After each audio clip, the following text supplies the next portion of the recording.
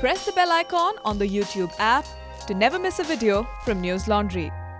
मेरा हाथ कटा था 2007 में और मैं जब से ही उसमें रेगुलर हूँ और उस टाइम कंपनी ने बोला आपको बिल्कुल सही सलामत यहाँ रखा जाएगा, परमानेंट भी करा जाएगा और सैलरी भी दी जाएगी 58 साल तक। अब इस महामारी के चक्कर में इन्होंने कंपनियों ने हम लोगों को गेट से बाहर खड़ा कर दिया। कोई मुद्दा कुछ नहीं बताया, क्यों बाहर करा नहीं करा, और आज हम लोग रोड पे भटक रहे हैं, जगह जगह दर दर के ठोकर खा रहे हैं। कोरोना के कई सारे दुष्प्रभावों में सबसे बड़ा खतरा सामने आया है लोगों के रोजगार छिन जाने का। आए दिन बड़ी संख्या में लोगों को नौकरियों से निकाला जा रहा है। ऐसी ही एक खबर हरियाणा के औद्योगिक शहर फरीदाबाद से आई। यहाँ एक कंपनी है वीनस प्राइवेट लिमिटेड। इसने अपने 65 कर्मचारियों को नौकरी से निकाल दिया। कहानी का यह सिर्फ एक पहलू है। नौकरी से निकाले गए इन कर्मचारियों में से 26 कर्मचारी ऐसे हैं जिनके हाथों की उंगलियां इसी कंपनी में कामकाज के दौरान कट गई हैं। इस कड़वे सच ने हमारा ध्यान वीनस कंपनी के कर्मचारियों की तरफ खींचा। मैं उत्तराखंड का रहने वाला हूँ। मेरा नाम राजवीर सिंह है और मैं वीनस में 2007 से ड्यूटी कर रहा हूँ। मेरे 4 बच्चे हैं और मियाँ बीवी हैं और मैं जो है किराए के मकान पर रहता हूँ। मैं 3 महीने से किराया नहीं दिया जी, अभी ना राशन वाले को दिया है और मैं बहुत परेशान हूँ यहाँ पे। और कंपनी हमें जो है, जब एक्सीडेंट हुआ था कंपनी ने यही कहा था कि घबराना मत, हम तुम्हें रखेंगे, लेकिन एक कोरोना के दौर में जो है कंपनी ने हमें बाहर कर दिया है। आज हम परेशान हैं यहाँ पे, न कमरा किराया दिया है न राशन वाले को दिया है जी।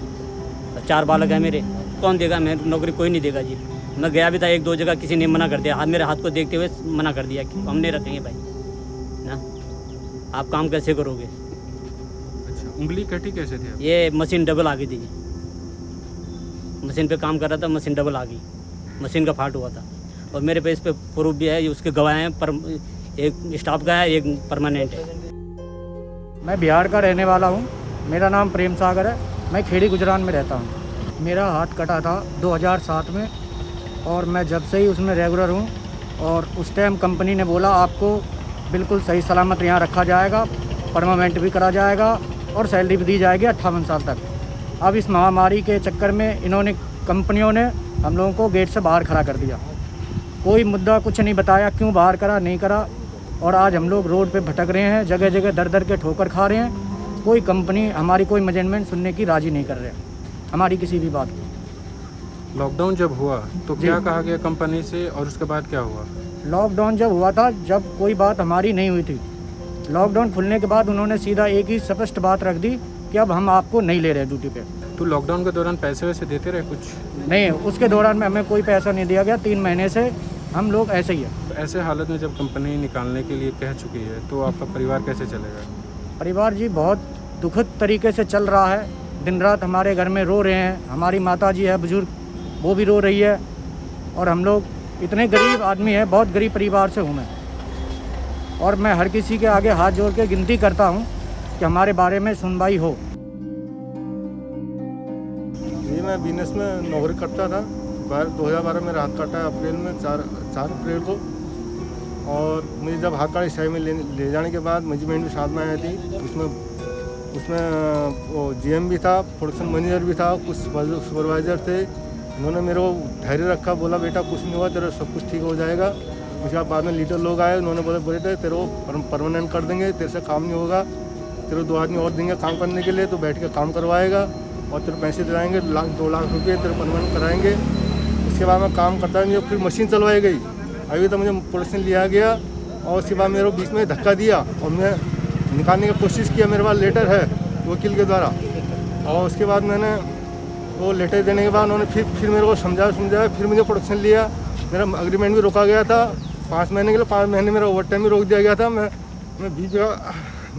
ब्लड प्रेशर का बीमार पड़ गया था और इससे बाकी कुछ निकालना चाहिए। मैं फिर घर नौकरी से निकाल दिया हम सबको।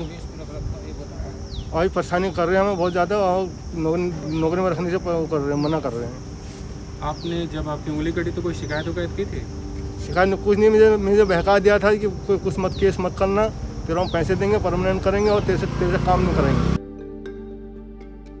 मेरा नाम प्रेम सिंह है जी।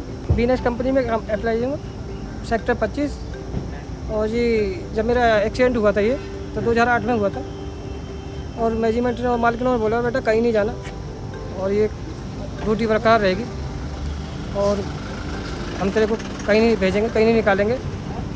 और आज ये कोरोना का दौर आ गया तो उन्होंने हमें रोड पर खड़ा कर दिया। 3 महीने हो गए जी, कोई राशन पानी के लिए हम परेशान हैं, खाने के लिए परेशान हैं, बच्चे हमारे भूखे मर रहे हैं, कहाँ जाएं हम जी। तो अभी कंपनी क्या कह रही है? कंपनी कह रही है नहीं लेंगे हम तुम्हें, कहीं भी जाओ, DC ऑफिस जाओ या चंडीगढ़ जाओ, कहीं नहीं लेंगे।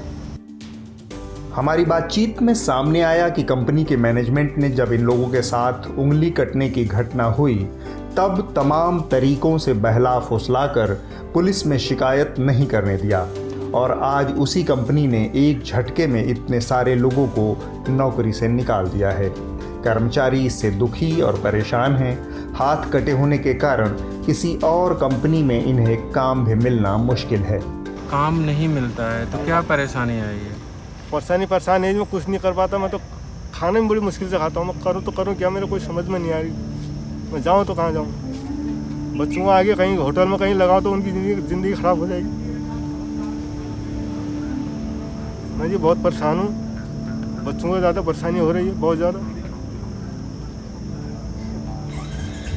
और आगे पीछे मेरा कोई भी नहीं है।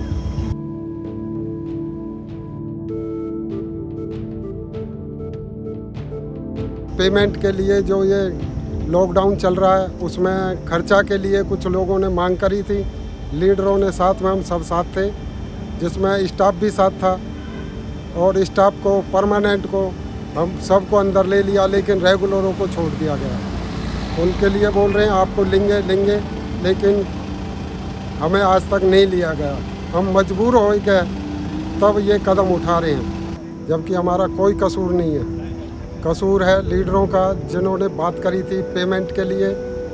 जब उनने माफ़ी मांग चुके वो, तो हमारी माफ़ी का तो कोई मतलब ही नहीं होता, क्योंकि वो हमारे आगे चलते हैं। और उन्होंने हाथ जोड़ लिए, मालिकों के पांव पूज लिए, लेकिन हमारे लिए कोई सुविधा नहीं हुई और वो लोग सब अंदर जा चुके। इन कर्मचारियों ने फरीदाबाद के सांसद और केंद्रीय मंत्री कृष्णपाल गुर्जर समेत कई नेताओं को पत्र लिखा, लेकिन कोई सुनवाई नहीं हुई। कांग्रेस के नेता और NIT से विधायक नीरज शर्मा इनके लिए खड़े हुए। जैसे आपको पता है कोरोना आपातकाल आई हमारे देश के अंदर, और हमारे देश के प्रधानमंत्री माननीय नरेंद्र मोदी जी ने कहा आपदा को अवसर बनाइए।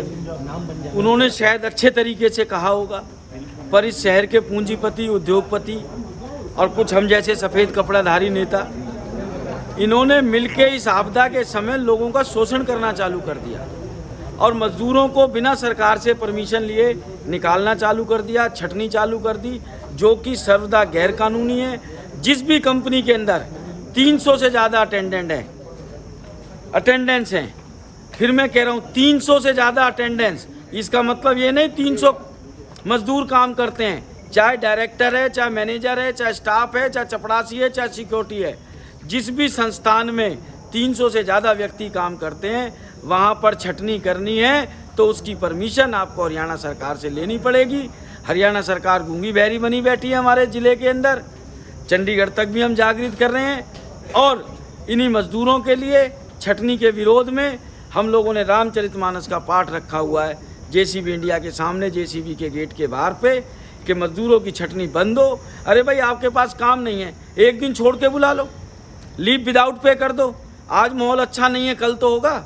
कम से कम आदमी नौकरी ढूंढने जाएगा, एक तो उसके बायोडेटा में लिखा हो आई एम वर्किंग इन, एक लिखा हो आई वाज वर्कड विद। ज़मीन आसमान की उसकी तनख्वाह का फ़र्क पड़ जाता है। और देश के प्रधानमंत्री जी ने भी कहा है कि आपदा के समय मजदूरों को मत निकालिए। फरीदाबाद के सहायक श्रम आयुक्त भगत प्रताप नीरज ने इस मामले पर न्यूज़ लॉन्ड्री से बातचीत की। आज इन्होंने मुझे एक ज्ञापन सौंपा है विधायक NIT क्षेत्र के विधायक माननीय पंडित नीरज शर्मा जी ने, जिसमें उन्होंने ज्ञापन में लिखा है कि 62 रेगुलर कर्मचारियों को इन्होंने निकाल दिया है। इसमें मामला सेक्टर 24 और सेक्टर 25 से संबंधित प्लॉटों का है। मेरे एरिया में सेक्टर 24 आता है।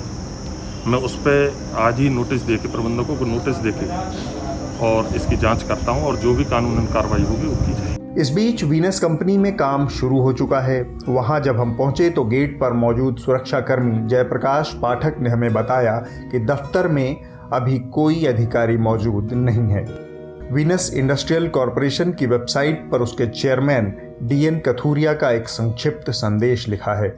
Our employees and suppliers are our associate members and with their support and cooperation we have reach to these heights. यानी कि हम आज जहां पहुंचे हैं उसमें हमारे कर्मचारियों और हमारे सहायकों का सबसे बड़ा सहयोग है। जिन कर्मचारियों की हाड़तोड़ मेहनत से वीनस ऊंचाइयों पर है, जिनके लिए अपने शरीर की उंगलियां तक उन्होंने खो दी, उस कंपनी ने अब कर्मचारियों को सड़कों पर दर बदर भटकने को छोड़ दिया है।